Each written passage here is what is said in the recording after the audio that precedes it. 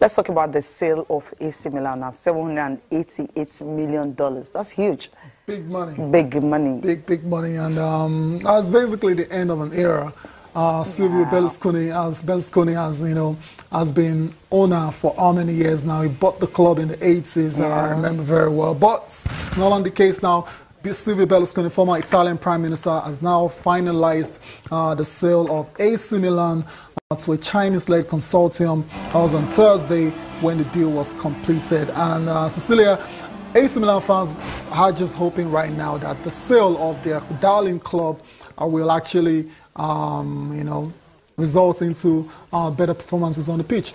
Not really. I think they actually, when they pump in money, Chinese firm, they have for you to buy a club for as much as that, except you're using borrowed money. Okay, if you're not doing that, then you're buying it with your own money, then you have to invest. How do you invest? Get players. So they can get the very best of players and stop selling the best that they have. Exactly. They can start winning trophies. Because right now it's all about Juventus. Napoli even is doing better than AC Milan. Inter Milan at a point were having some flukes and issues and all that, but then they've been able to resolve it, and they're also doing well. But AC Milan, they're going down. The Milan clubs have struggled with money. You know what they used to do then? They get the best players. Yeah, but it's no longer the case now. No, now they sell their best players. Yeah, so now hopefully these investments coming into the club will change all that, so they can make the fans happy again. Remember, Inter got sold last year as well to another Chinese firm.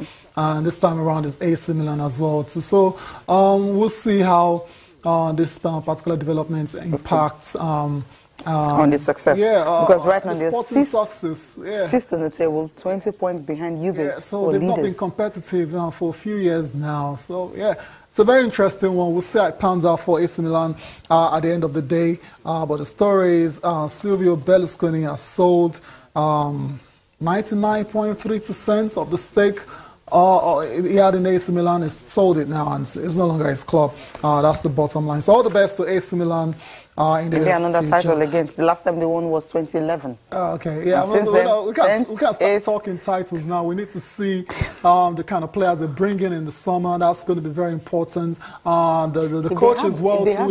They can poach the Juve players. That's what you do.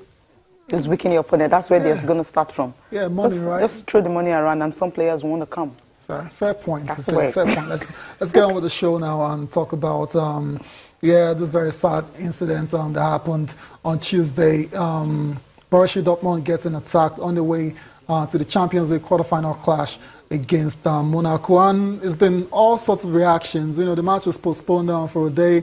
Dortmund ended up losing that game. Reactions from players, from officials of Dortmund, they felt it was too early. The game should have been, postponed for a longer period. And the coach now has not come out to start. Is giving his own reactions as well. Yeah, saying that, well, he feels they're still shocked. It's going to take them a long time to recover from that. It was like a dream to most of them, but it was actually reality. And then, before the game and all, they talked about the fact that, UEFA just decided that they'll move the game by 24 hours. And left for them, maybe it would have given them some time. But football won, and they didn't care about them. Well, pictures of how the suspect actually got to the prosecutor office on Thursday morning.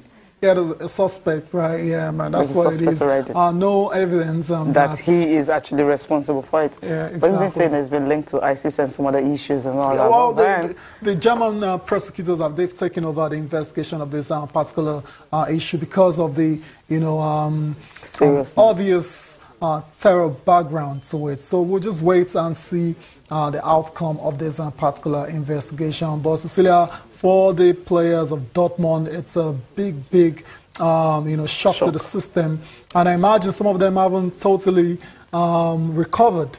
And you said the players, UEFA didn't really consult them, but UEFA have come out to deny that. They made that decision with everybody in the know. That's the officials of Dortmund and Monaco, as well as UEFA. So I don't know. What they're saying is that it's like they didn't give them a choice. If they had given them... They did ask, are you guys ready to play? According to UEFA, are you ready to play? Yes. They said they were ready. That's it. That's all UEFA needed to rearrange that game for just 24 hours later. Okay, let's listen to the coach now reacting to the incident. Very strange feeling, and very I don't know if this is a word in English, surrealistic.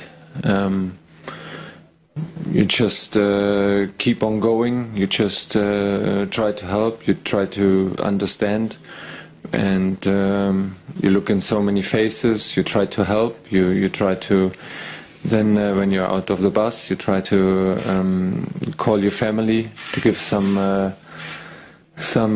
words that you're safe, that they don't have to worry, and then our physiotherapist took excellent care of Mark, and then you just try to calm everybody down, to speak to everybody, to hold everybody, to hug everybody, especially Mark. And then I'm not concerned. I'm sure that it's a factor, but that it will stay a factor. But I'm very sure that we will be able, the more time we get, to deal with it and to accept it and to put it aside and to refocus for 90 minutes and to refocus during a preparation. I think this is the main point.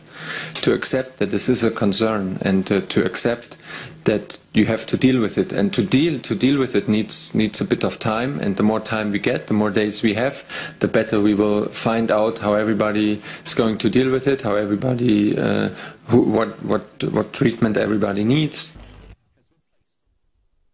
Just deal with it and move on. That's the best way they can, the kind of treatment they will need. We know that the player actually really affected will be out for 4 weeks. That's almost like to the end of the season. Basically, how many weeks do you have left? Yeah, it's a sad shame. Hopefully, we don't get to see these things again. Now, obviously, UFL, they have to. Apparently, they're reviewing security measures again. Right now, because players and teams in general are very vulnerable when it comes to this attack. So, if they have to beef up security for Champions League nights, then so they have to do that, because obviously they were the target. The players were the target, not even the boss. So they were just lucky to escape that.